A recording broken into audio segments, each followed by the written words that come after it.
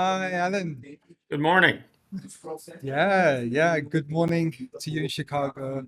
Good afternoon for me in Brazil. A little bit of a time difference, but it's excellent to be talking to you another time. And every single time I come away with so many insights. So, today is all about the B2B buying process, essential. And I like how we usually begin by talking about the difference between B2B and B2C in terms of these kinds of things. So I'll leave it there and let you kind of kick off, really. Right. So I really want to talk about three things today. The first is what you said there's a difference between B2B and B2C. The second is the process also depends on the impact on the organization that the product or solution has. And I will get into each of these. Um, and then I want to talk about how people treat the sales cycle and why it's different than the buying process or the buying journey. Um, I think in the beginning, it's good to visualize a matrix and couples, let's say the x axis is B2B and B2C, and the y axis is minimal impact on the organization, maximum impact on the organization. And so you kind of plot where your product and solution is from the customer's perspective, as always, not from your perspective. Um, so before I even jump into this, I have a couple statistics I would like to kind of generate. And you're going to ask me the source. I'm going to tell you I don't know. Um, both of us will have to find it. But in B2B, normally 3 to 5% of the market is in the market for your solution right now. Um, there are exceptions, and you have to test this. And one exception I can think of, and I don't know how it was in Brazil, but in the United States, when it was 1999, everyone was panicked about Y2K. What's going to happen when the clocks change? What's going to happen? How it calculates our investment, the interest, all that wonderful stuff. So at that point, it was not 5%, it was everyone. And we all have to get this thing in place. The second thing, I'm just reviewing a few bullet points I got here. The second thing is that there's some statistics in B2B in some type of products that about 80% of the time they send RFPs out to companies they know that are credible, well known, and that usually includes one of their existing supplier. So if you look at these two things together, I see a lot of B2B companies attacking 5% of the market because that's what's in there now, and they're pushing lead generation. But if you're not credible, you're not even at the 5%. You're like 20% of the 5%. So you're really attacking 1% of the market. I don't know if that makes sense. The math.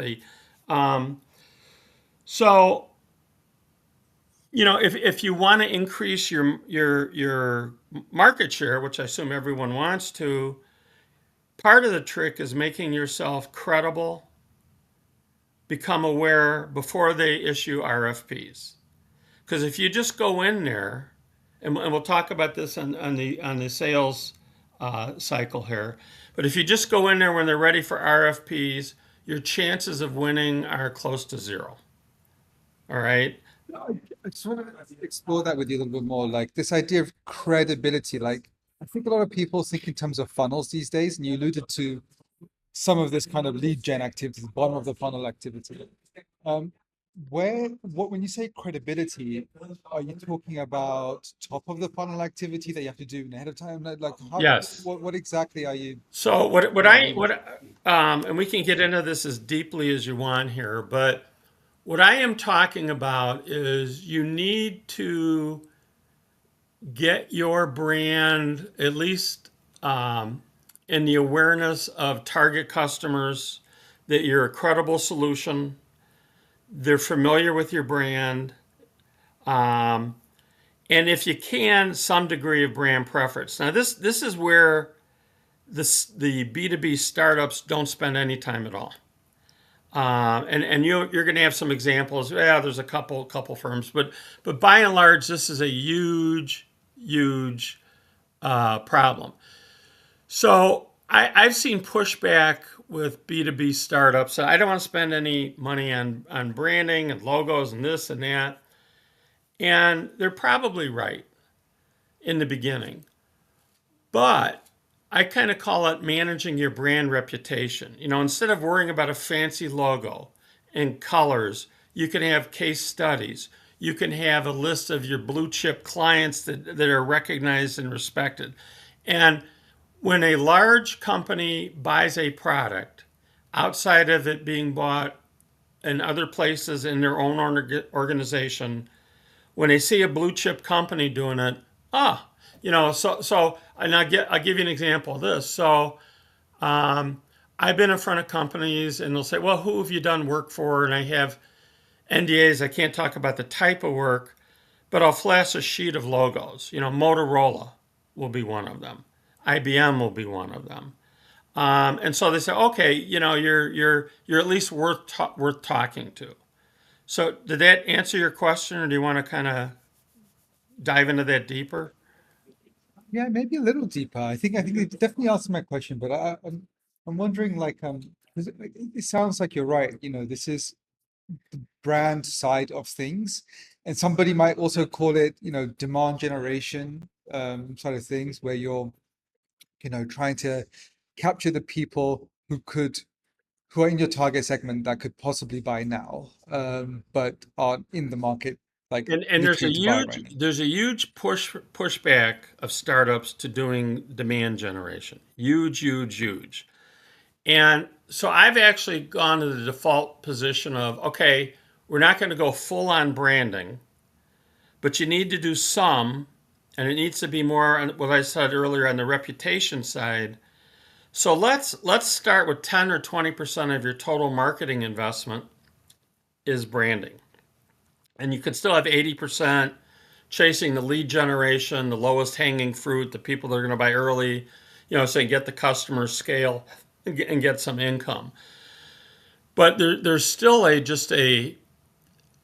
you just read LinkedIn on B2B and B2B startups and SaaS, it's just a complete avoidance of anything marketing, anything that's not lead generation is evil.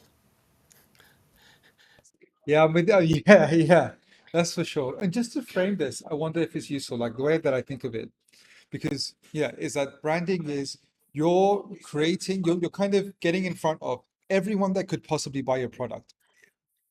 Demand gen is you've got a set of targets, you're trying to get in front of them, even if they're not in the market to buy today, they're experiencing the problem, and maybe one day they'll come through the funnel. And I guess, and then lead gen is like literally they're in the market to buy now, and you're Right. trying to intercept them and get them to kind of decide on yours as they're searching for a solution. And I think there's an attraction to the last one, it's obvious. But once you dry that up, it's a very limited number of people, Right. So especially in B2B. once you Yeah. use up that 5% of the people that are in the market right now, then where do you get your next customers from? Now, I have a slightly different view than you that I think branding is part of demand generation. I don't think it's a separate entity.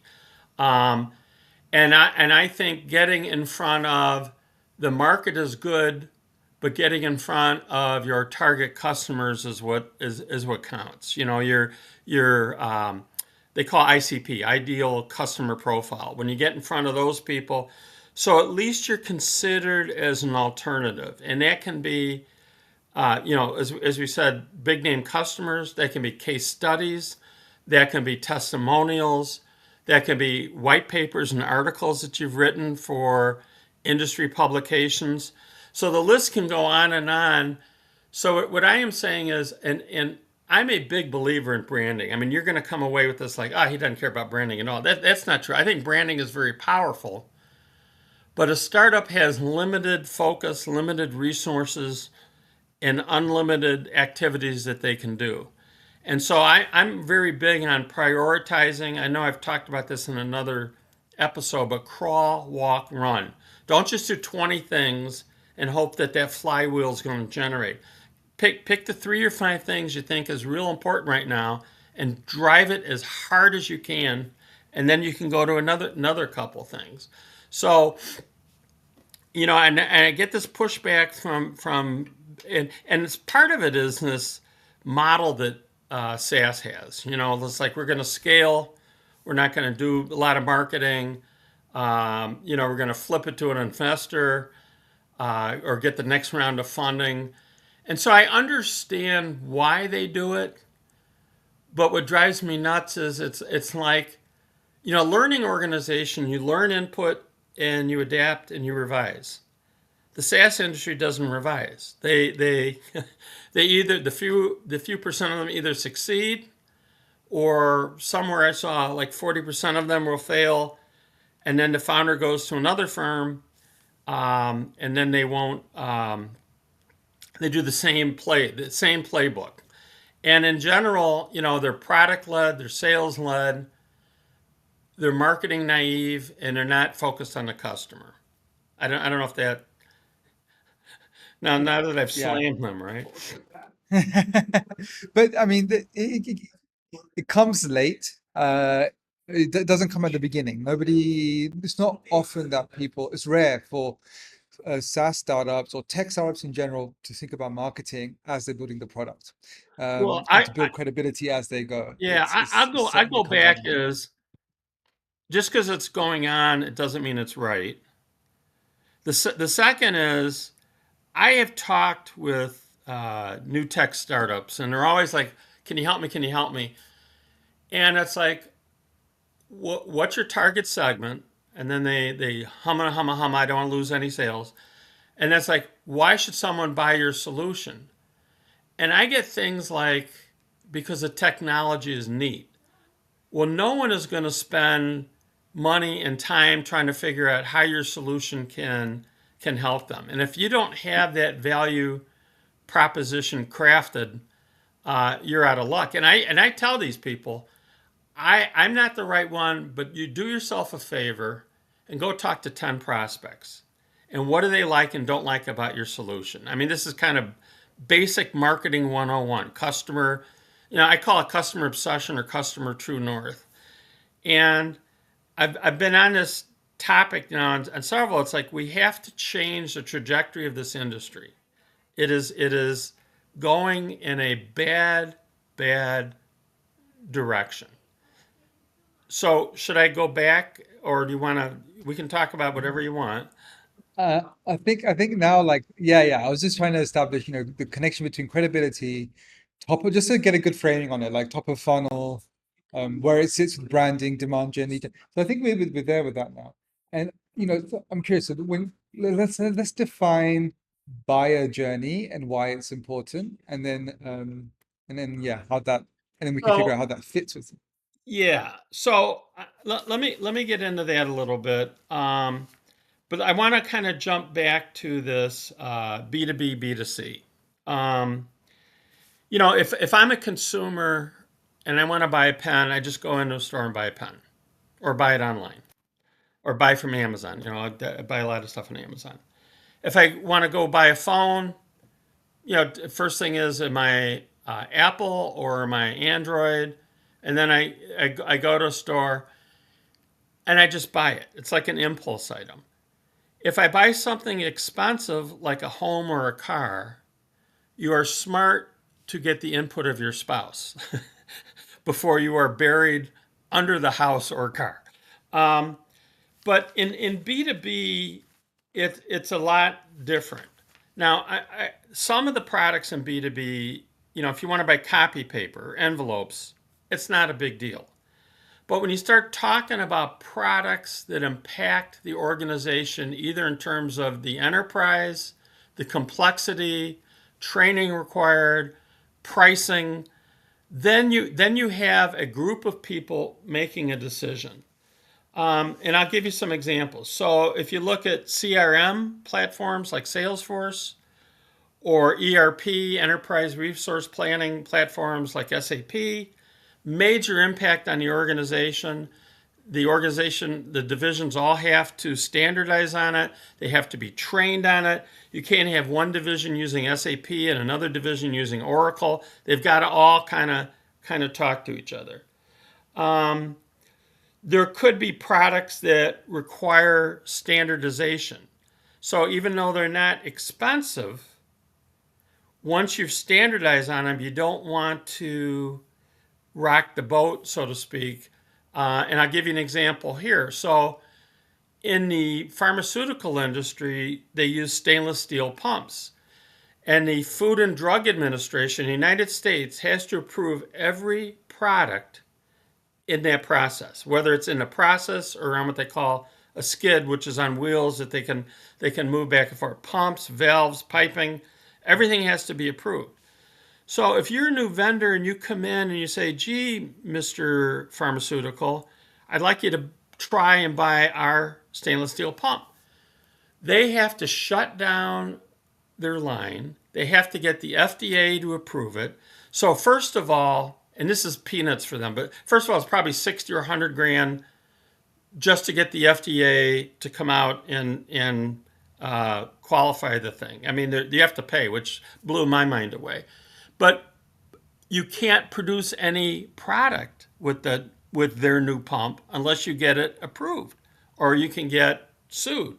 So, we had a case where we were doing some work for stainless steel pump, and they said, well, we got to get into these big manufacturers. A lot of them at the time were in Puerto Rico. That's probably still pretty true.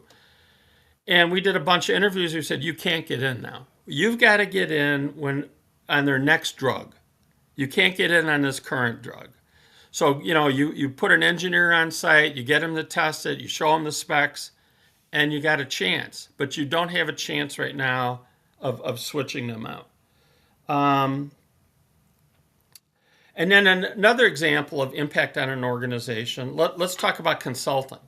McKinsey will charge, and God bless them, they are smart people, but they'll charge $2 million, $5 million for a study. But the impact is on the organization that hopefully they make that up in revenue or reduce costs by 10 million.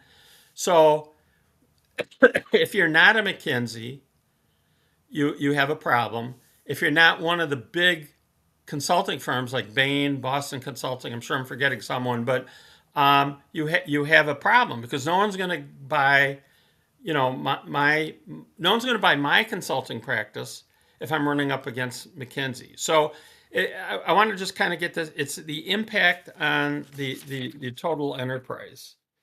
So go back to these complicated B2B buys. What's different? There's stakeholders. It's not just one person making the decision.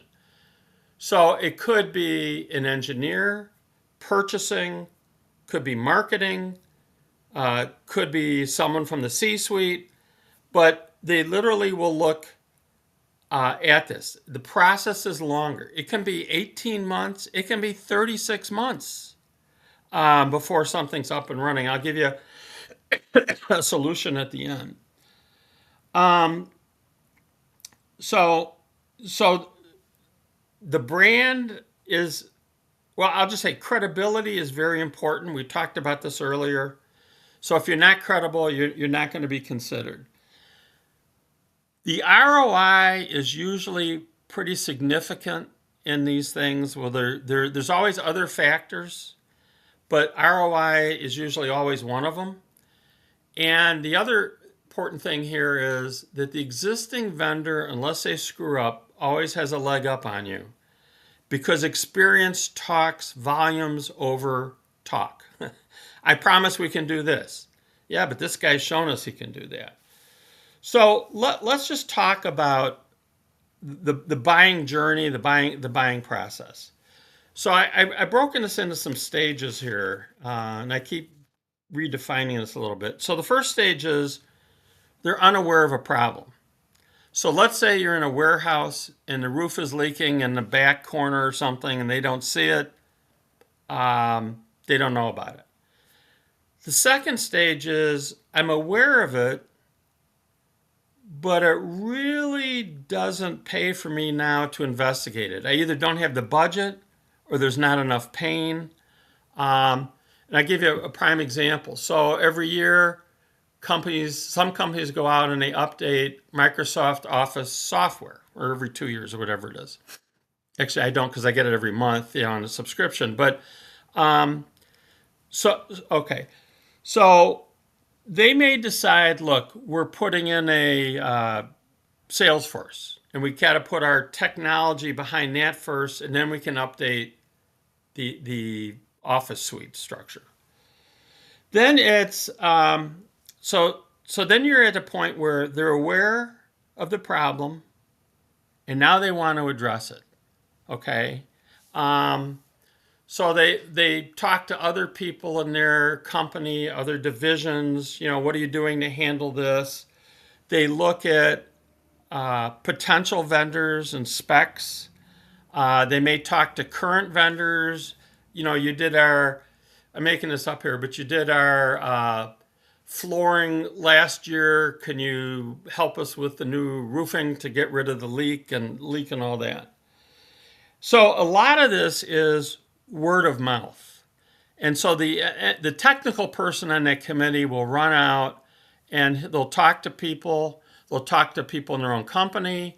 They'll look on the website for specs.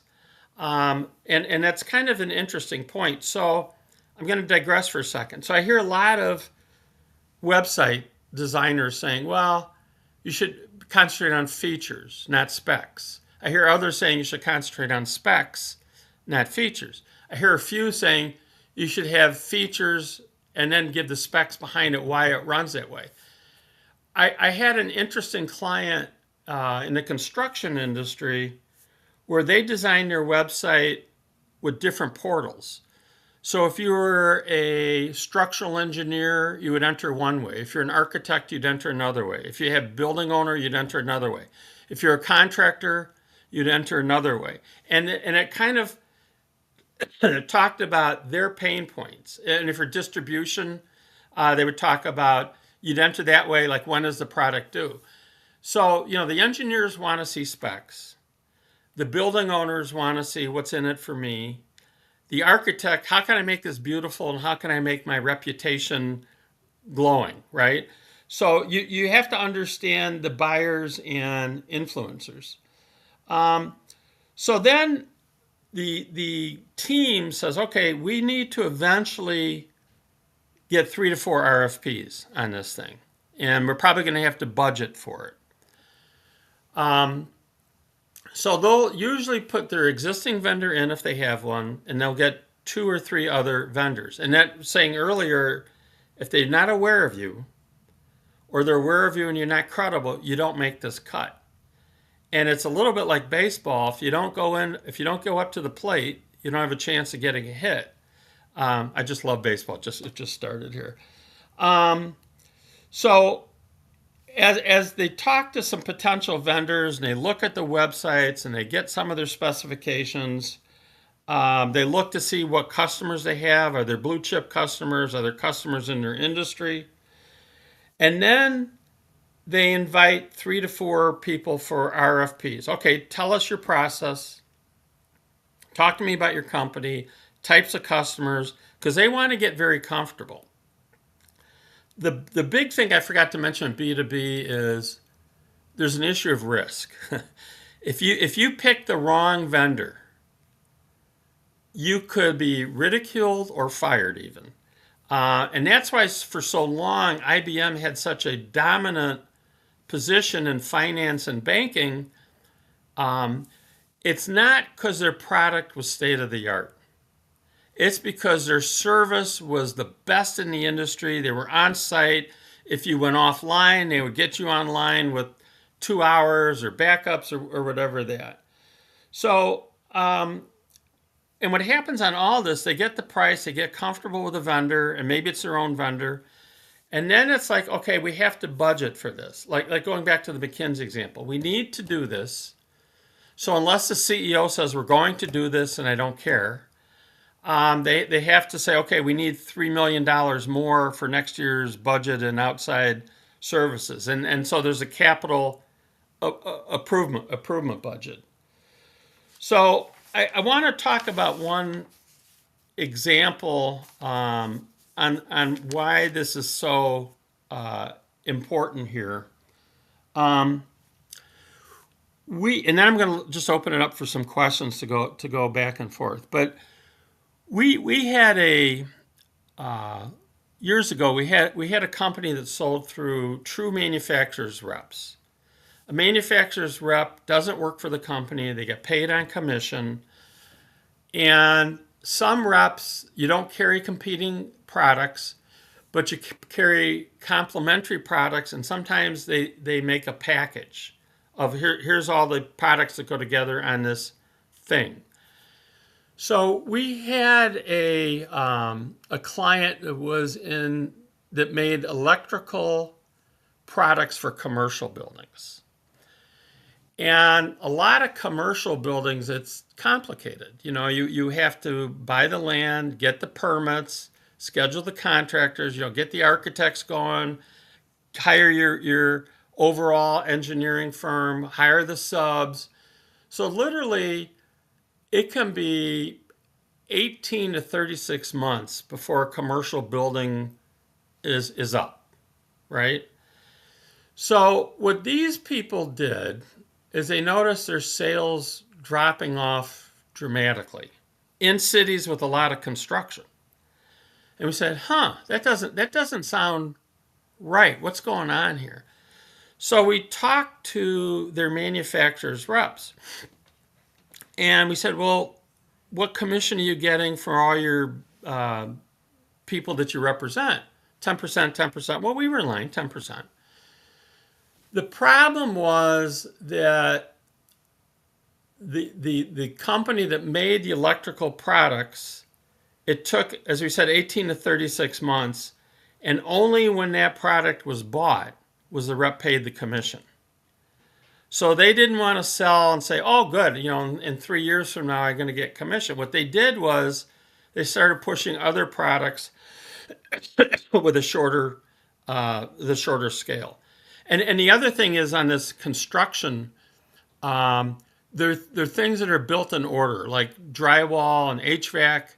They go first. What goes last is roofing. What goes next to last is lighting.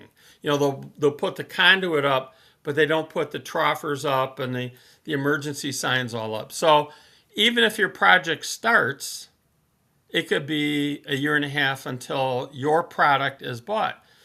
So we went back to them and we said, this is a terrible model you got, in a nice way.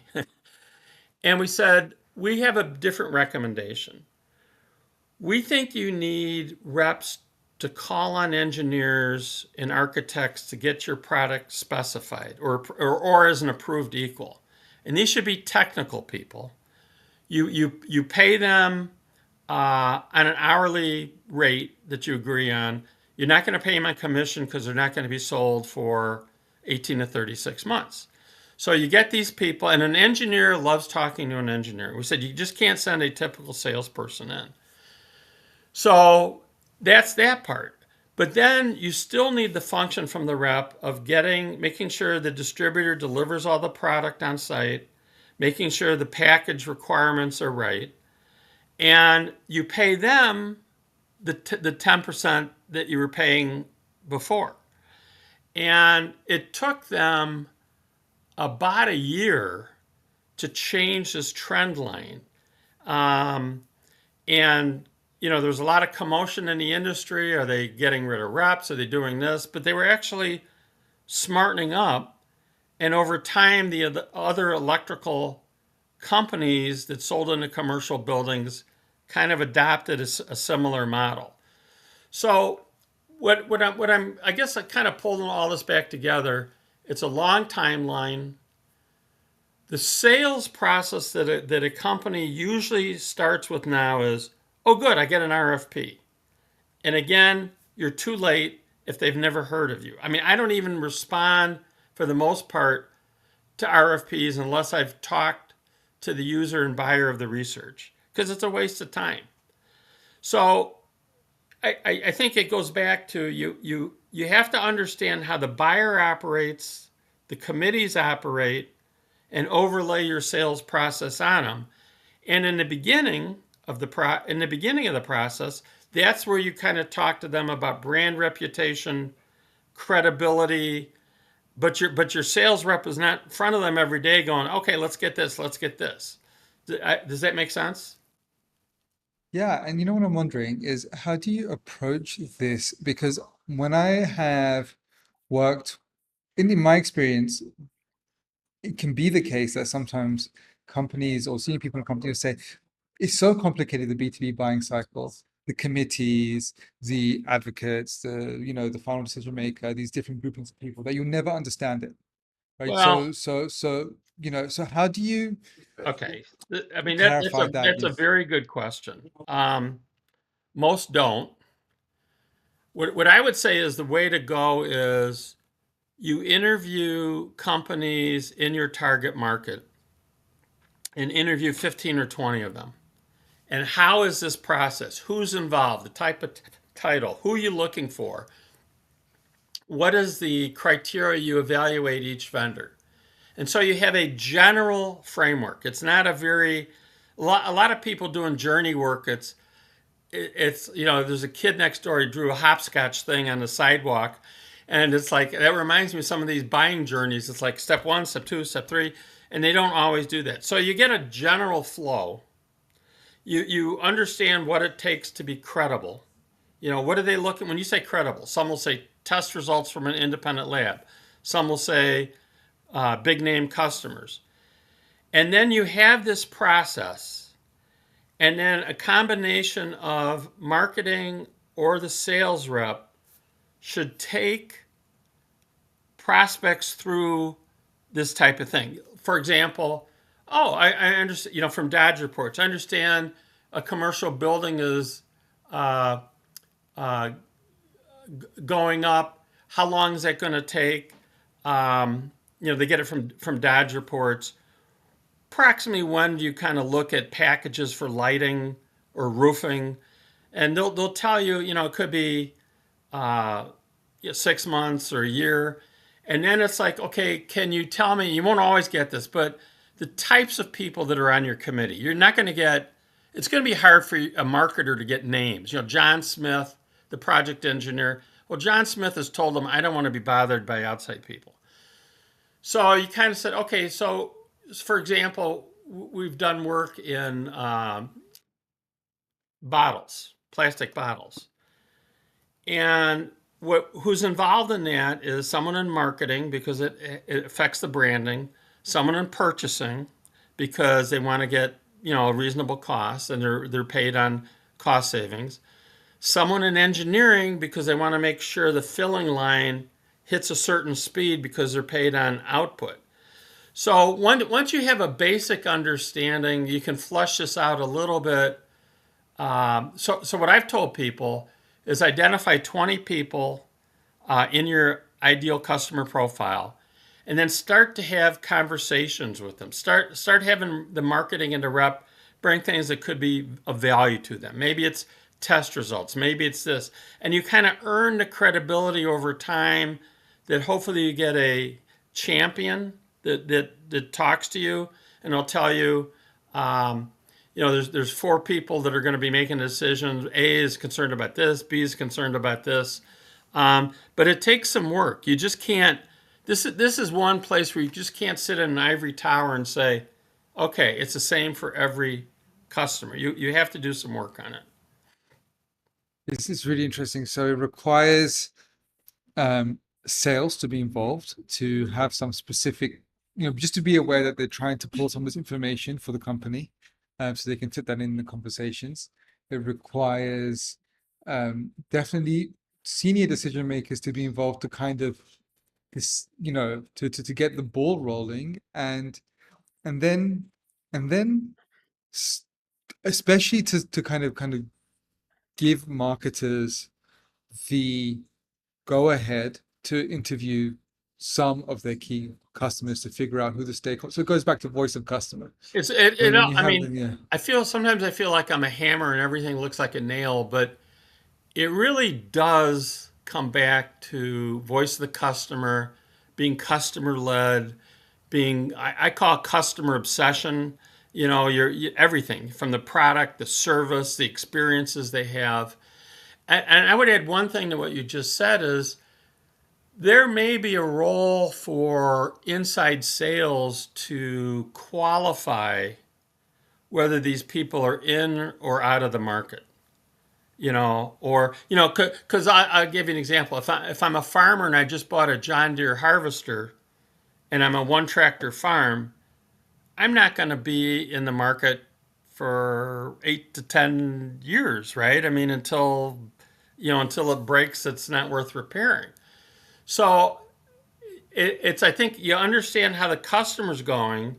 You align your resources, marketing, sales, and maybe inside sales, to work together, identify these people, and then you put stuff on a CRM database, like Shatan's farming. He's going to look at a tractor in March of 2026. So early spring or maybe even late winter, you start talking to him. Hey, you still in the market for this? And you send them materials. And I'll tell you who does this really, really well is in the well, we've gone on several Viking cruises. So we go on the river cruises and they're just great. They're just great. And they have got this down to a science where they send you catalogs, they send you emails. We got a promotion on this, and so all these tools have to work together. There's no sense having a CRM that just has notes from the salespeople unless you have some stuff on the customer. And just one other thing here, the CRM database is not the property of the rep. It is the property of the firm. It is the property of marketing, who has to serve other departments. And I had a project once where the CEO wanted us to interview their top customers, and the reps had total control. And we said, we can't do the project. Why? We can't get names. And he put an edict, either this firm has the names by 5 o'clock Friday of such and such, or go look for another job.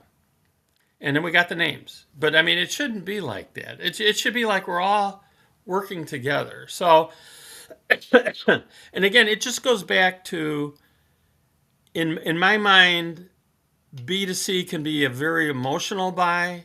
Oh, I got my cross pen. Oh, I got my Tesla. That could be either good news or bad news. Where B2B, it's a lot more logical, credibility, and avoiding risk taking. Yeah, it's to be interesting. And I can see how it connects back to the beginning, because once you understand the buyer journey, you can go to the beginning of that buyer journey and start to put some resources there. So these guys come to know you. And when it comes to 2 years later, 3 years later, there'll be people naturally moving down that buyer journey with you in mind and coming through this funnel and knocking on your door. And that is like that sets a continuous process off Right. versus not doing that doing that initial thing and then constantly trying to, It's just you know, insane. So yeah. so 20% chance of a 1% market, of a 5% market, that's 1%. And that's if you win, right? I mean, so and I like to look at it like, plot out the rough journey stages, plot out each thing where they're looking at what information are they looking at, and the top half's usually marketing, the bottom half is usually the rep. Um, I don't know if I talked about this example before or not, but I did some work for senior home, um, and everyone is making these elaborate steps and this or that, and it's like, oh my god, who can follow it, who can. And it's like, okay, what we found is like there's three stages. When they call up, they want information. They want to take their mom or dad to try some food and talk with other residents, and they want a tour, and then they sit down for finances. And they do other things, but I mean, so they'll talk to other friends of theirs in that senior people who's been here, who kind of talk to. We don't have a lot of control over that. I mean, that's kind of more. Maybe we have some influence over influencer marketing, so to speak. But if we don't get the basics down, like if we serve terrible food, we're gone. If we don't have a floor plan, and I've noticed the senior facilities will send you out, God, are these gorgeous color brochures, and you go on a website and you can actually take a virtual tour. And you can go, here's what our dining room looks like. Here's what type A bedroom looks like. Here's what type B. So you understand the key interaction areas, and then you do everything you can to, again, be credible, be known, and in this case, be slightly favored. So people will look at 3 or 4 to 5 or 6 senior living homes, but you want to make sure you're kind of like everyone's being compared to you. And so we worked with their ad agency, designed gorgeous, gorgeous things. We turned it over into a funnel where people would come in, and then we would kind of keep track of them on a CRM, or they kept track of them. We're not going to do that. We're too expensive to do that. But so it just really goes back to, and again, I'm sorry to be the hammer, but understand the customer. Enough with this product, enough with this paradigm thinking. You are not right usually. And just, you know, spend some time, spend some money, and understand them. Then there's an old commercial on TV in the United States about 20 years ago for Fram oil filters. Pay me now or pay me later. Meaning, if you didn't take care of your car and change the oil, you'd pay a lot more later. Maybe a new car, maybe a new engine. So I look at this, Shaitan, and it's not like major rocket science. It's more of a paradigm. I don't think we need to do it. I don't want to do it. My product should be enough. And it's foolishness. It's really foolishness. Yeah, and if I, after our series of conversations thus far, had to pull one like a one-liner that kind of summarized why I think this is so important, is that stop guessing, stop guessing, because we have these conversations in-house. These conversations are taking place like, how do we figure out the pain points? How do we talk to the customer?